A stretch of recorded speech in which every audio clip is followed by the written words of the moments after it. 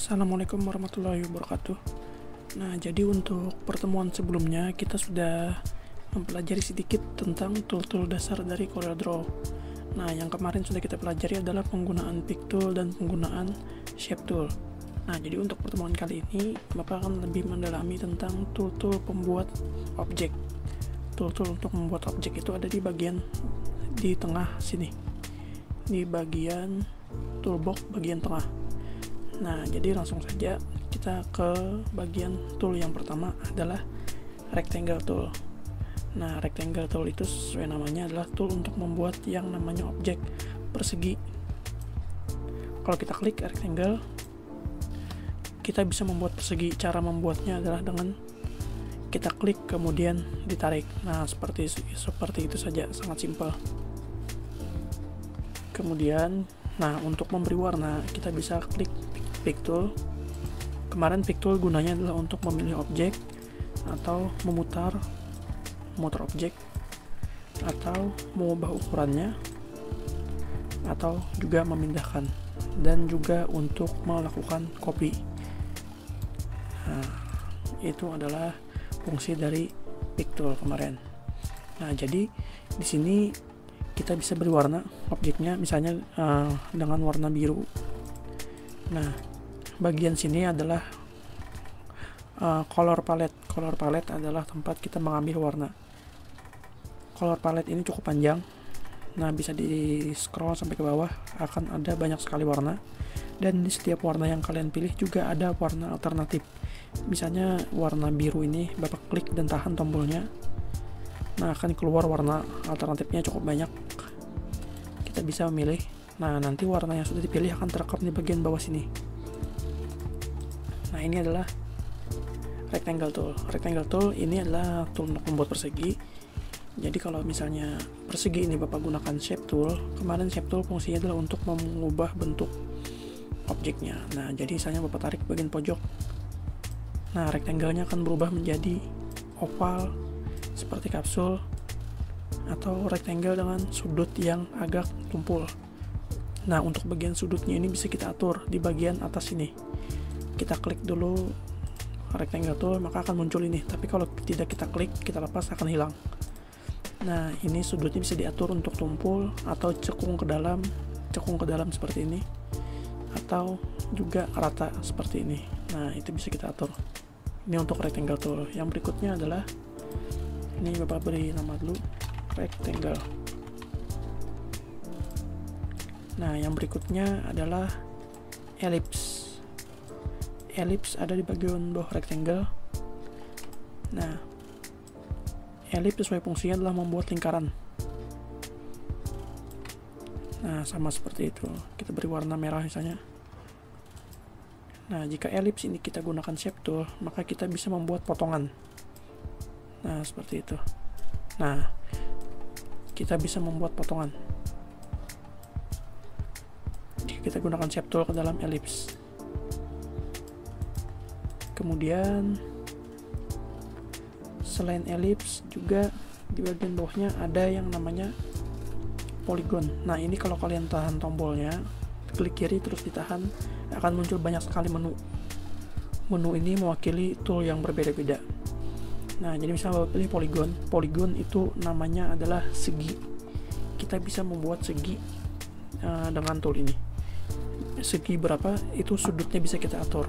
Cara mengatur sudutnya adalah kita klik polygon tool, kemudian kita lihat di atas ini ada yang berbentuk segi 5 ini, ada tulisan berapa, ini adalah jumlah seginya. Misalnya Bapak ingin mengatur seginya adalah segi 6. Ketika kita tarik, kita akan membuat yang namanya segi 6.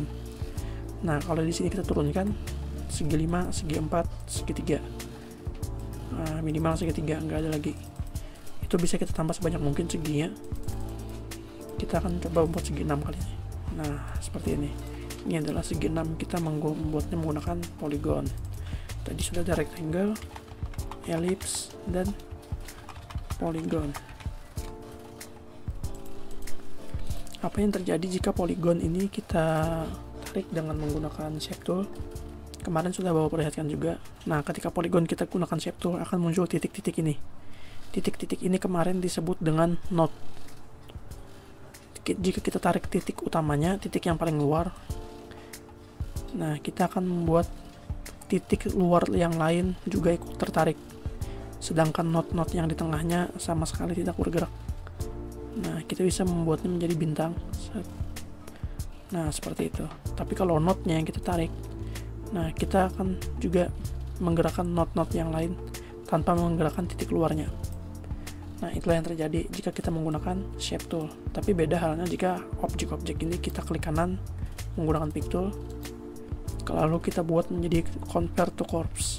Kemarin fungsi convert to corpse masih ingat, itu untuk mengubah status dari shape menjadi line. Nah, ini jika kita sudah berstatus sebagai line, kita tarik, maka hanya satu titik yang kita tarik saja akan bergerak. Yang lain sama sekali tidak bergerak. Dengan kata lain, tidak ada yang namanya pola lagi. Objek ini akan menjadi objek yang tidak berpola. Nah, seperti itu. Ini objek awalnya tadi adalah segi 6, kita bisa buat jadi seperti itu dengan menggunakan convert to corpse dan shape tool. Nah, masih di bagian polygon, di bagian bawahnya itu ada yang namanya star dan complex star. Kita pakai yang star aja. Star ini adalah untuk membuat objek bintang. Nah, sama seperti polygon, kita bisa mengatur jumlah sudutnya. Misalnya Bapak mau membuat bintang yang umum, bintang 5. Nah, ini adalah bintang 5. Kalau kita tambah jadi bintang 6, 7, 8, 9, 10 dan sampai sebanyak-banyaknya, misalnya mau 55. Nah, jadi seperti itu. Kita kembalikan jadi 5 lagi. Apa yang terjadi jika star kita tarik menggunakan shape tool? Nah, untuk star ini tidak ada titik terluarnya. Titik terluarnya tidak muncul ketika kita tarik menggunakan shape tool. Yang muncul adalah titik dalam. Jika kita tarik, nah sama halnya seperti polygon, kita bisa menggerakkan bagian sudut-sudut titiknya. Nah, tapi tampaknya tidak sebebas polygon, dimana di sini polanya lebih kuat lagi. Nah, seperti itu. Itu adalah penggunaan shape tool pada star, pada objek star. Berikutnya di bawah star ada complex star, ini kita skip aja nggak apa-apa. Bapak langsung ke bagian yang namanya basic shape. Karena beberapa tool ini tidak ada di Corel yang lebih rendah. Bapak akan menggunakan basic shape. Basic shape adalah tool untuk membuat objek-objek dasar yang sudah ada di sini. Misalnya Bapak mau membuat objek hati. Nah, ada di sini. Tinggal ditarik saja. Nah, untuk basic shape adalah kita membuat berbagai macam objek tadi sesuai yang ada di sini. Misalnya tanda dilarang. Nah, seperti itu. Itu adalah untuk basic shape. Jadi setelah ada polygon, ada star, ada basic shape.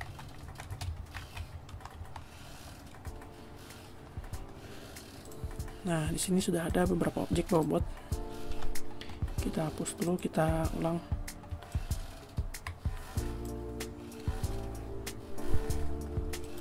Objek-objek berikut adalah objek yang pembuatannya cukup bebas. Dengan kata lain, Bapak cukup klik dan tarik untuk membuatnya. Nah, jika kita menggunakan tombol kontrol saat membuatnya, kita bisa membuat objek itu kaku. Dengan kata lain, bentuknya akan lebih kaku daripada yang ini. Misalnya Bapak menggunakan rectangle dengan kontrol, maka dia akan menjadi persegi utuh. Nah, lihat polanya kaku. Beda kalau kita lepas kontrolnya. Nah, seperti itu, lebih luas. Kita bisa membuat persegi utuh atau persegi kotak seperti ini menggunakan kontrol, tombol kontrol. Cara mengeceknya adalah lihat di bagian sini, ada ukurannya. Ini ukurannya sama persis, 13758, 13758. Sama halnya dengan lingkaran. Jika kita menggunakan kontrol, kita bisa membuat lingkaran sempurna seperti itu. Nah, begitu pula dengan objek-objek lain. Kemudian di bawahnya ada yang namanya banner. Banner itu artinya semacam tanda kayak pita gitu. Nah, ini kayak spanduk. Nah, seperti itu adalah banner.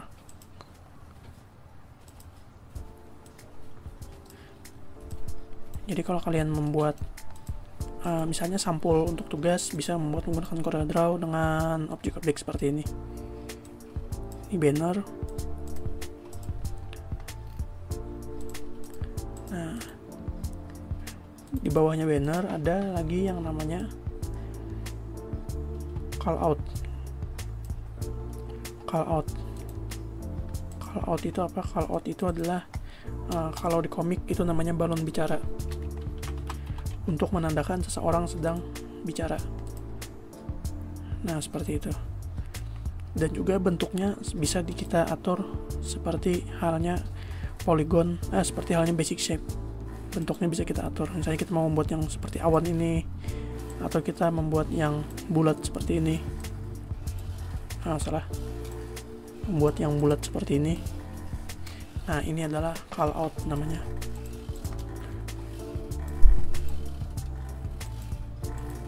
Nah, sampai sini dulu, semoga jelas. Berikutnya aku lanjutkan. Yang berikutnya adalah text tool. Text tool itu yang Bapak gunakan dari tadi di sini. Ini adalah text tool. Text tool digunakan untuk membuat teks sesuai namanya. Nah, teks, kita klik text tool yang huruf A ini. Kita klik, tinggal diklik aja, kita bisa membuat mobil, bukan, kita membuat teks.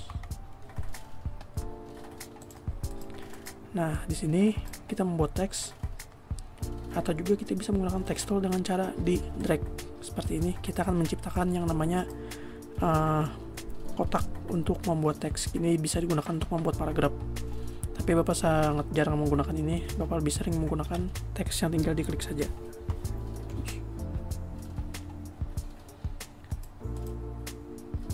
Nah, seperti itu. Itu adalah membuat teks. Apa yang terjadi Pak kalau text tool ini kita gunakan untuk membuat kita gunakan shape tool untuk di bagian teks? Nah, itu adalah sebuah pertanyaan yang bagus. Apa yang terjadi kalau kita menggunakan shape tool pada sebuah teks? Yang pertama adalah jika kita menggunakan shape tool akan muncul dua buah pertanda ini, yang ini dan yang ini. Kalau kita tarik bagian ini ke kanan, kita bisa membuat hurufnya lebih jarang atau lebih sempit. Nah, kalau kita gunakan kontrol, bukan menggunakan shift, kita bisa mengatur spasinya. Kalau yang ini kita bisa mengatur jumlah atau jarak spasi ke bawah. Nah, seperti itu. Itu adalah penggunaan shape tool pada teks.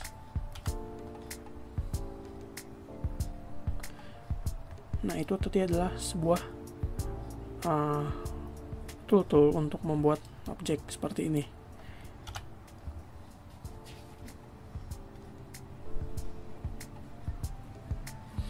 Nah, jadi sampai situ dulu, semoga jelas.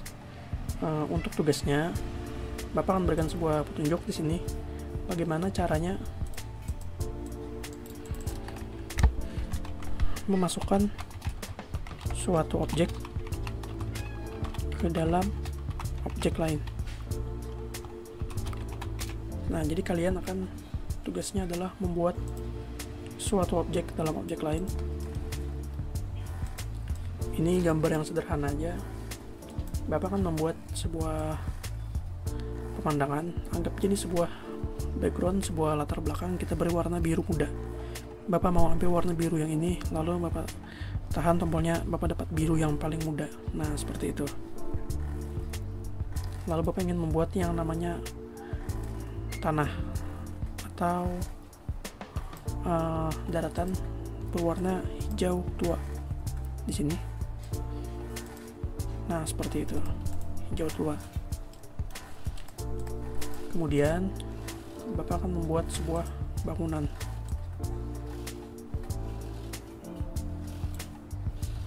Nah, anggap aja ini adalah sebuah gudang. Ini adalah sebuah gudang. Bapak akan membuat pintunya di sini. Bukan pintu gudang, biasanya di tengah. Nah, seperti itu. Anggap ini sebuah gudang. Bapak beri gudangnya warna merah tua. Merah kita tahan. Nah, di sini ada merah tua. Pintunya warna abu-abu.